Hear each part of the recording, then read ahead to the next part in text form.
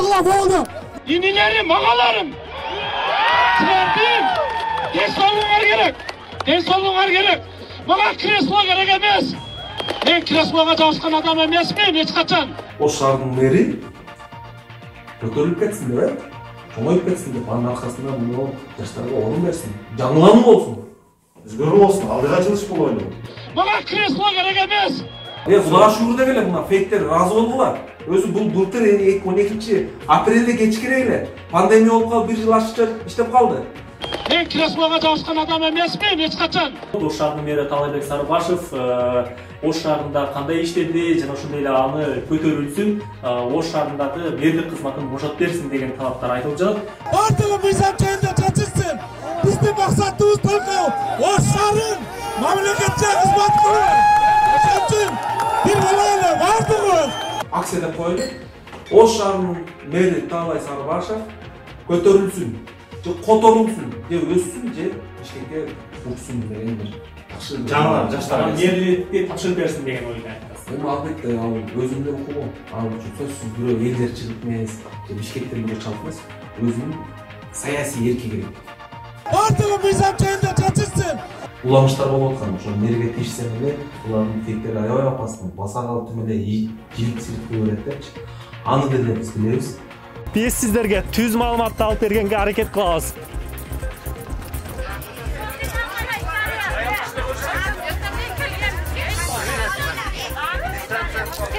Кезекти карабай, сырттан келген адамдарды киргизип, бул жакта кезекке турган адамдарды киргизбей жаттыр. Өзүңүздөр көрүп турасыздар. Беспорядок, башаламандык, муну контролдоп турган жан барбы бул жерде? Эч ким жок. Кынооладан кезексиз адамдарды ташып, киргизип, карабай жатат. Бакыт Аманбаев өзү күбө болбоду эле. Административдик ресурс колдонулган үчүн. Эмнеге азыр ал боюнча эч ким какпайт. Бардыгын какпайт. Адилеттүүлүктү азыр эч ким айтпай калып атпайбы? Азыр эле бардыгы айтып калды. Ошол маалда, мисалы, мэр Талай Сарыбашев ошол маалда эмнеге адилеттүүлүк үчүн каккан эмес? Эми болсо адилеттүүлүк. Азыр болсо жакшы сөздөр сүйлөп атат. Ошол эле мугалимдерибиз болгон биздин арабызда, врачтар болгон, ошолорго кысым жасалган. Жумуштан кетсиндер. Эң өкүнүчтүүсү, кээинки кандидаттар азыр бүтүп коеюн сөзүмчү. Кээинки кандидаттарга мазаттагансып, партиядан чыгып кет деген заявлениясын биримдиктин штабына тапшырсын деген фактылар болгон да. Бардығы мыйзам жайында чачылсын. Ошон үчүн Талай Сарыбашев как тууган катарынан сөзүнө бир эстеп койсоңуз, етіп тұрсаңыз жүзіне жарық болады. Бана кресло керек емес. Талай өлкесіз артыңызға жараша. Мөлөттөн дагашыкча иштерди тура алат сайттарды. Пайдей былтыр 12 апрелде шайлоо болгондон кийин пандемия болгондо жаңы мэрди тандалып, башка мэр болуш керек эле. То есть тандоо болуш керек эле. Бул бир жыл азыркы депутаттар болушу ашыкча отурушат. Ушунчасына шугур деш керек да. Элдер бир күн иштеп алайын деп атпайбы? Бул бир жыл бир строй компания ош стройкамыз үчүн эки квартира бирөө кайсы бир кишилерге подарок кылыш керек экен. Ушундай бир доолялар бар экен. Митинг 3 февраль күнү 14:00 болот. Площадьта болот. Мен креслога жабышкан адам эмесмин эч качан.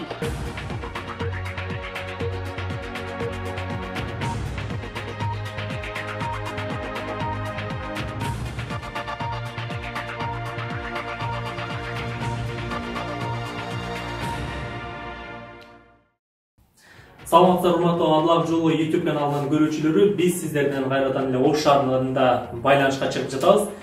Биздин алдыбызда турган коноктор менен тааныштыра кетели. Алгач бүгүн күндүн негизги темасына кайта кетели. Бүгүн Ош шаарынын мэри ушул кызмат абалынан аны жогорулатуу, Ош шаарынын мэрин тапшыртуу боюнча атайын сунуш пикирлер интернетте айтылып, кызуу талкуулар орун алып жаткан мезгили. Ал арада коомчулукта эки тараптуу келишпестик дагы орун алып жатат. Бири мэрде иштесин, жакшы иштеп атат десе, бири кетсин же болбосо чоң кызматтарга көтөрүлсүн деген сунуштарды айтат. Ошол эле учурда жогорку кеңештерден айрым депутаттары дагы ушул мэрликке кандидатурасы көрүлүп жатат. Эртең эле чакан болсо дагы Ош шаарынын мэрин кызматтан алуу боюнча митинг өткөрүлөт экен. Биз ошол боюнча кенен сиздерге азыр маалыматты түз алып беребиз. Биз менен бирге аягына чейин биз менен болуп турыңыз. Азыр биз тааныштыра кетейин. Бул жактан четте Мирлан Куатбекович, Баршина Арымбековна жана ошондой эле Марат Саитбекович болмокчу. Кош келипсиздер. Айтып берсеңиз, коомчулукта интернет айдыңында азыр катуу талкуу болуп жатат. Ош шаарынын мэрин кызматтан алуу, анын башка кандидаттар болуп, анан ошол митингде дагы сиздер уюштуруп жаттыңыздар. Алгач айтып берсеңиз, ошол эмнеден улам пайда болду Ош шаарынын мэрин кызматтан алуу, аны кетирүү боюнча айтсаңыз. Митинг туурасында. Саламатсызбы? Рахмат суроо бергениңизге. Эми азыркы өлкөнүн президенти Садыр Жапаров даже баш болуп, шайлоо учурунда менден бөлөк талапкерлерге караганда менин укугум бирдей болсун деп өзүнүн иштеп аткан кызматын тапшырып берген. 2 ай болсо дагы атайын иштебей турду. Бул адилеттүүлүктүн белгиси. Эми ойлоңуздар, мына ашып барса бир 2,5 айдан кийин ушул мэрди тандоо боюнча депутаттар келет. Ошол депутаттар келип жаңы мэрди тандаш керек. Эми несправедливость, адилетсиз кайта болуп атат. Мэр өзү отуруп алып, ушул мэрди тандай турган депутаттардын келишинде бул все равно субъективный аракеттер боло берет. Ушул нерседен дагы биз акыйкаттык үчүн кетип турушун талап кылып атабыз. Кет деген сөздөн колдонбой эле коелу, биздин туугандар болот, агалар болот. Жогорку кызматтарга которулуп же көтөрүлүп турушун деген жөө менен ошол 3-күнү Ош шаарынын аянтында тынчтык акциясын өткөзүп атабыз. Уламыштар болуп аткан, ошол мэрге тийишсең эле булардын тектери аябай опасын, баса калыптын эле жилик-силик болуп берет. Аны деле биз билебиз. Митингдин жооптусу, уюштуруучусу Баршын Алимбекова өзү катышып атат. Себеби бул журт партиясынан Борт кеңеште кандидат болгон, толук укугу бар. Мен коем начальник штаб болуп иштеп берген болчу. Мына Марат Саитбекович бул журт партиясынан кандидат болгон. Мына ошолордун дагы болду.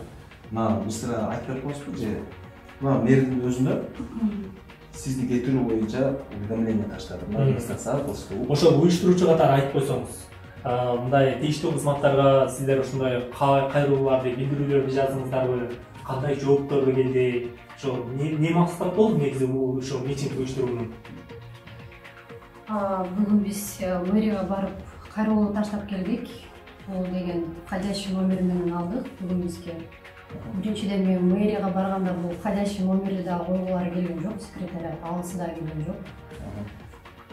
Бирок түшүндүрүп атып, неме кылып ходящий номерди берди, регистрация болду. Митинг өткөзүп. Эми бул митинг өткөзүү боюнча кабарлоо. Алардан уруксат суралбайт. Жөн эле ошол күнү өткөзүп атабыз деген эле нерсе. Андан сырткары кабарды бердик, булар алышты. Эми начальник провода, то есть Улды город Ош, Абдиев Жеңишов тоже арыз таштап бердик. Бул жерде провокация уюштурганда, жеткиликтүү булактардан алганда спортсмендерди, туугандарды, бул аябай жакшы үйрөнүптүр бул азыркы мерчи. Кайраштырып берет. Алардыктарга тийишип атат деген нерсени патерецкий менен отурууга аракет кылат. Эми ошо бул жерде Марат Саитбековичти да сүрөттөйлү. Марат Саитбекович, сиз айтып койсоңуз, ошол митинг туурасында нааразычылык же эмне себептен нааразычылык уюштуруп атасыздар да? Себеп неден болду?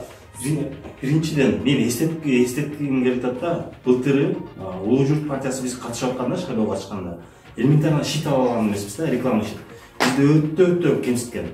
Мисалы алсак, щит алыш үчүн биз рекламный компанияларга жазганбыз да, бергиле реклама арендага щит бергиле десек, мэриядан УМСтен уруксат алып, анан кийин гана аласыңар деп. Ошол маалда эске салдырып кетсем, биримдик менен анан кийин Мекенин Кыргызстан партиясы ушул экоосунан ашса анан кийин щит тийген.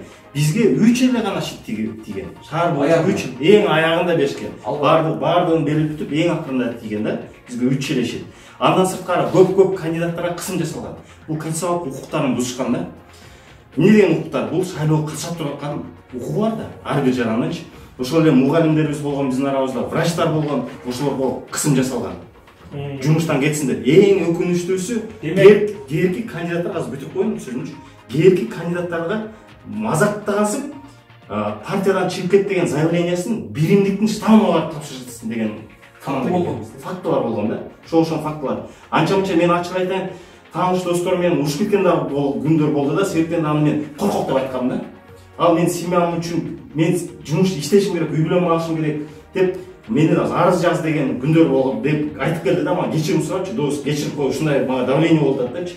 Мен аны коркок деп, корктум деп, турус деп неме болуп калдым да. Ошондон экөөбүз баягы катташпай калганда күндөр болуп калды. Бир жок жерден элечи. Ошол себептерди мен эстетким келет, биринчиден. Экинчиден, ошол маалда өзүңөр билгендей, ачык айтайын. Баягы Мекенчилик партиясынын кимдер? Аманбаевдин? Бакыт Аманбаев. Бакыт Аманбаев өзү күбө болбоду эле. Административдик ресурс колдонулган боюнча. Эмнеге азыр ал боюнча эч үн какпайт? Баарды үн какпайт. Адилеттүүлүктү азыр эч ким айтпай калып атпайбы? Азыр эле баардыгы айтып калды. А ошол маалда, мисалы, мэр Талай Сарбашев ошол маалда эмнеге адилеттүүлүк үчүн үн каккан эмес? Эң болсо адилеттүүлүк. Азыр болсо жакшы сөздөр сүйлөп атат. Ашып барса мына 20 күндө звонок келет сизге. По-любому келсе керек ушу жогору жактачы. Мына партияга жакшы арып чап депчи. Анан сиз айла жок макул дейсиз. Добуш саналуу көп эмес. Анан ошолорго добуш жетпей калса, сиз ошо мэр болуп турушун алып бере албадым деп силерди уяткырат аларчы. Анан уят болбош үчүн сиз бизге ошондой мелкий партияларды, жөнөкөй жаш крышасы жок, акчасы жок партияларды сиз анда кысып жүрөсүз. Анан келе шайлап өтөт, анан келе площадьта кайра туугандар өзүбүз кылабыз. Ошон үчүн мен ойлойм, өзүңүзгө деле жүзүңүз жарак болот. Эми жакшы иштедиңиз. Талайлуу экенсиз, атыңызга жараша. Мөөнөттө нагашыкча иштеди. Тура Марат Сайтбекович. Өзү пайдей былтыр 12 апрелде шайлоо болгондон кийин да пандемия болгондо жаңы мэрди тандалып, башка мэр болуш керек эле. То есть тандоо болуш керек эле. Бул 1 жыл азыркы депутаттар кошулуп ашыкча отурушат. Ушунчасына шүгүр деш керек да. Элдер бир күн иштеп алайын деп атпайбы? Бул 1 жыл шүгүр деп, сыйыңыз бар, кадырыңыз бар, көп адамдардын астында кадырыңыз бар экен. Мен көп мына такси менен жүрүп, Ошто туугандардан сурап атам. Ош шаарынын бюджети канча десем билбейт. 1 миллиард 300 миллион сом, даже 800 миллионго жетип калса. Ошол кайсыл акча билесиңер? Мамлекеттин акчасы деген болбойт. Бул элдин акчасы деген болот. Ошол комокто иштеген 1000 сом патент берип атат, таксисттер берип атат. Ошол чогулган акча бул мэрдин бюджетиндеги акча. Тияктан жол ачып койсо жанагы улица атын эле. Шакира. Элдин баардыгы болчоп атасыңар. Мэр чөнтөгүнөн салгансыз. Урматтуу Ош шаарынын тургундары. Сиздердин акчаңар, силердин акчаңардан чогулган. Тура Марат Сарбекович, туура. Таксисттердин акчасы, налогтон келген акча. Бул мэрдин чөнтөгүндөгү акча эмес. Же мэр чөнтөгүнөн алып келип бизге жол салып атабы, садик салып атабы. Ошо сиздердин акчаңарды салып атат. И то толукан иштешине өзүбүз күмөнүбүз болуп атат. Себеби 1 миллиард 300 миллион сомго билесиңер, жылына 10 мектеп, 10 садик салса болот. Садик жок. Бир стройкомпания Ошко стройка кылыш үчүн 2 квартира кайсы бир кишилерге подарка кылыш керек экен. Ушундай бир долялар бар экен. Ушундай Ондойду мен деле уккан, ал боюнча деле биз деле кабарларбыз. Мен уруксаты жок стройка баштасам дейт. Негедир айланаңдагы домкомду ырзылдатып салдырбайт дейт. Эгерде уруксат алсаң жакшына эле бактуу үй курулат дейт да. Мына ошол комбинат жакта үйлөр курулат. Ушундай нерселерге биз чукуганга түртпөңүздөр, акция деп коелу. Ош шаарынын мэри Талай Сарбашев көтөрүлсүн, же которулсун, же өссүн, же Бишкекке учсун деген бир жакшы жаңылар жаштар мэрликке тапшырып берсин деген ойду айтасыз. Эми албетте ал өзүм эле укугум. Ал үчүн сөзсүз бирөө элдер чыгып эмес, же Бишкектен бирөө чалып эмес, өзүнүн саясий эрки керек. Кудайга шүгүр деп эле мына фейктер ыраазы болгула. Өзү бул былтыр 12 апрелде кечкире эле пандемия болуп калып 1 жыл ашыкча иштеп калды. Митинг 3 февраль күнү 14:00 болот. Площадьта болот. Сиздерге чоң рахмат, ыраазычылык билдиребиз. Анда эмесе биз эфирибизде жыйынтыктайбыз. Урматтуу көрүүчүлөр, сиздер дагы сунуш пикирлериңиздерди айтсаңыз болот. Ош шаарынын мэри Талайбек Сарбашев Ош шаарында кандай иштеди жана ошондой эле аны көтөрүлсүн, Ош шаарындагы мэрлик кызматын бошотуп берсин деген талаптар айтылып жатат. Сунуш пикирлер комментарийге калтырсаңыздар болот. Саламат калыңыздар, биз менен бирге болуңуздар. Жана ошондой эле биз ошол 3 февралда боло турган тынчтык митингин түз алып берүүнү улантабыз.